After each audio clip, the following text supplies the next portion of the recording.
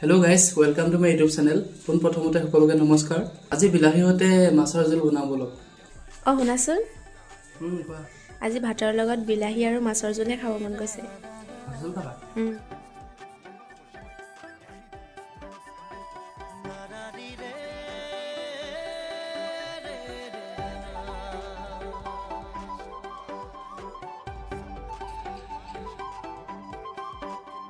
সপোনে এতিয়া জানা ফুৰিবলৈ শিকিলে তোমাৰে যে বুকুতে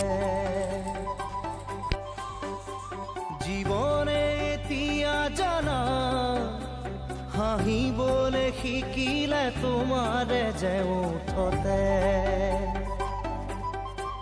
শয়নে সপোনে তোমাতে